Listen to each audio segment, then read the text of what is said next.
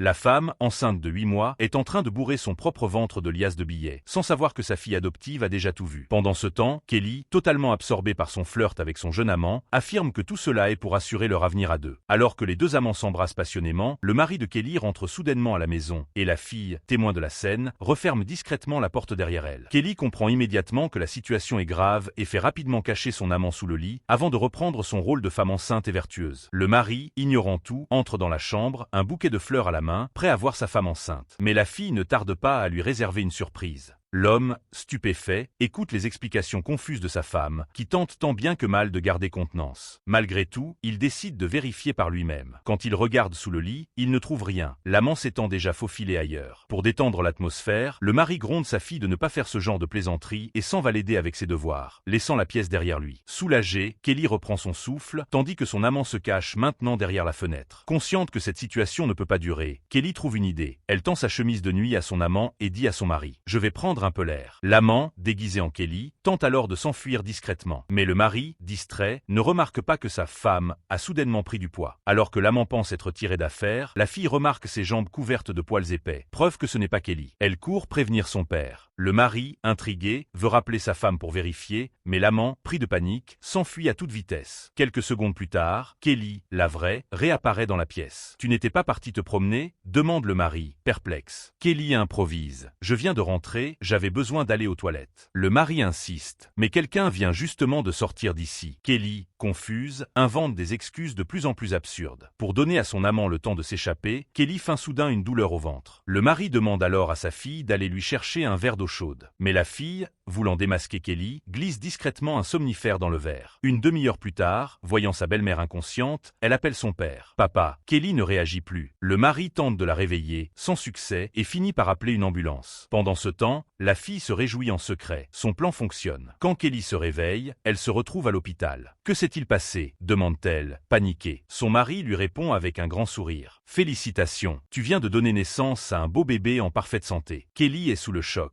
« Mais je n'étais pas enceinte. » Son mari, rayonnant, lui tend le bébé pour qu'elle voie à qui il ressemble. Kelly regarde avec précaution et découvre qu'il ne s'agit pas d'un vrai bébé, mais d'un mannequin d'enfant. Elle pousse un cri de stupeur. Tout cela était une mise en scène orchestrée par la fille pour donner à Kelly une leçon et lui faire goûter à son propre mensonge. Alors que Kelly tente encore de se justifier et d'obtenir le pardon de son mari, celui-ci sort de sa poche la fausse peau de ventre qu'elle utilisait pour simuler sa grossesse et lui dit froidement: « Va donc t'expliquer au commissariat. »